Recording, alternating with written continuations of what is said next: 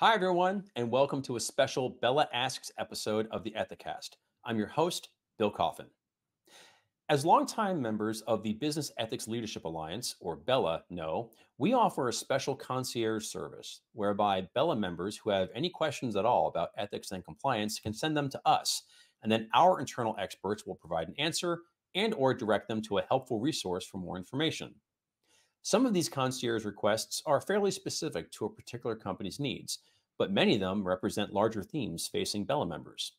That's why we're using this show to thematically respond to high-level questions from the BELA community. And joining us to give those responses is BELA Chair Erica Salmon Byrne. Erica, as always, it's great to have you on the show. Thanks so much for joining us. Thank you so much for having me, Bill.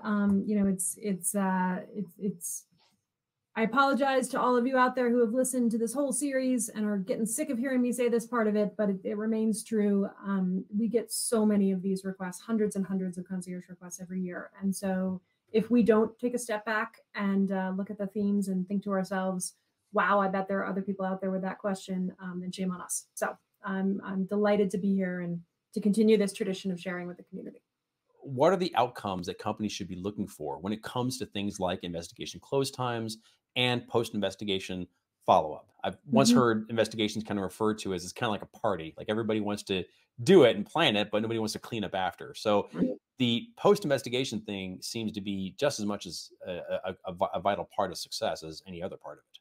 Yep, it certainly is. And I would say in many ways, Bill, it's the most important part, right? Because when you think about that process from the perspective of the person who has had the courage to raise the concern in the first place, they're on pins and needles until they know that the investigation is finished. And they're waiting to see if something bad's going to happen to them during the course of that process, right? And so the fact that we get so many questions about the close process is actually a great thing from my perspective, because it means that companies are really paying attention to this critical period where you have an opportunity to engage the people who were involved in the process in a way that is restorative and provides some closure to what could be a very challenging chapter in their development and their evolution with your particular business. So one of my favorite BELA members, Katie Lawler, likes to say, there are 3 stages to an investigation: speak up, listen up, and follow up.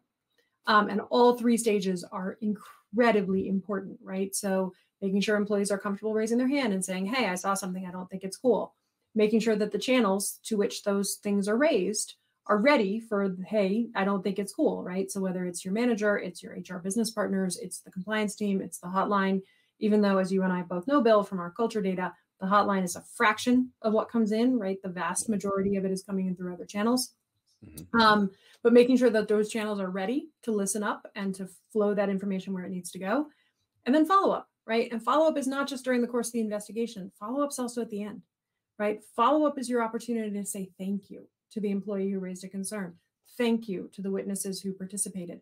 Hey, I'm not going to get into the outcome of what happened, but I want you to know how much we appreciate you stepping forward. I hope you felt respected through the process, right? Those are the kinds of things that we see companies really leaning into and taking seriously. And so from a data perspective, right, we see 34% of the world's most ethical companies now are doing conversations with both known reporters and significant witnesses after an investigation is closed. 28% of them are doing conversations with just known reporters, right? So between those two, that's a majority of WME companies that are engaging in a very deliberate follow-up process to close the loop at the end of the investigation. 13% are doing survey-based follow-ups. And in some cases, this can look like a net promoter process, right? Hey, you just went through this crazy thing. Would you recommend it to a colleague? Did you feel like the investigator treated you with respect? Do you feel like you were kept informed throughout the course of the process? Those are the kinds of things that get people to say to their friend who comes to them to say, hey, I saw something. Do you think I should say something?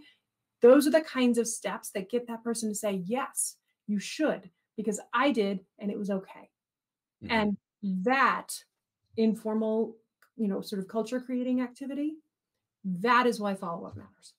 In the previous episode, we talked a little bit about close times. So I'd love to get a sense in terms of, you talked really, wonderfully about some of the follow-up practices on an investigation, but I imagine there are programs that get very hung up on close times and really kind of watch that clock ticking. both from the investigation side and also from the people involved in the investigation. They know the clock is Mhm. ticking. They can't go back to their regular work life until this thing is concluded. So, can you talk a little bit about what companies can look for, what they should look for, what good looks like when it comes to the topic of investigation close times? Yeah. And it's interesting because I think close times is one of those metrics that people can get a little hung up on because it's easy to track, right? So Mhm. all the case management system technologies allow you to track close times. The challenge with setting a close time expectation for all kinds of investigations is um, making sure that people are closing things appropriately, right? So I actually encourage companies to think less about close time and more about close process, right? Mhm. And more about steps, investigation steps, and what are the stages an investigation goes through, and how do I handle something that is stalling at a particular stage. So those are the kinds of things. If you think about the way that an investigation unfolds across an organization, there's going to be a variation in how quickly you can close something. There's going to be a variation in how quickly you can get witnesses on the phone. There's going to be a variation in how quickly you can get your arms around the information that you need, depending upon the allegations that you're dealing with. And so instead of setting an arbitrary, like 45 days or bust, right, sort of metric, think about what are the stages that this process is going through. Are those stages unfolding the way that I would expect them to compared to other kinds of investigations across the business? And how do I make sure that the people involved don't feel like they're in limbo through those stages?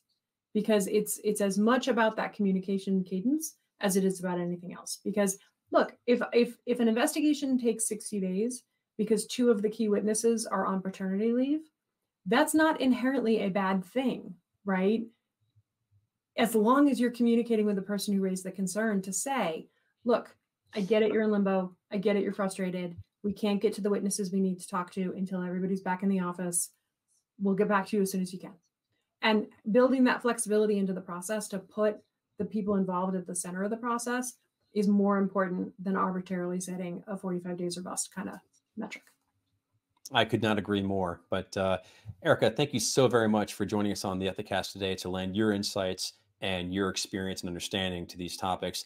I know it means a great deal to BELA members everywhere and also to people in the ethics economy at large. So thanks so much for sharing your time with us. It is my pleasure, Bill, and to all those BELA members out there listening, keep the questions coming, and Bill and I will come back. I'm Bill Coffin, and this has been a special BELA Asks episode of the Ethicast. For more episodes, please visit the Ethisphere YouTube channel at youtube.com/ethisphere. If this is your first time enjoying the show, please make sure to like and subscribe either on YouTube or on our podcasting platforms at Apple, Spotify, Google, and Amazon Music. To learn more about BELA, please visit bela.ethisphere.com to request guest access to the BELA Member Resource Hub and to speak with a BELA Engagement Director. Thanks for joining us. Until next time, remember, strong ethics is good business.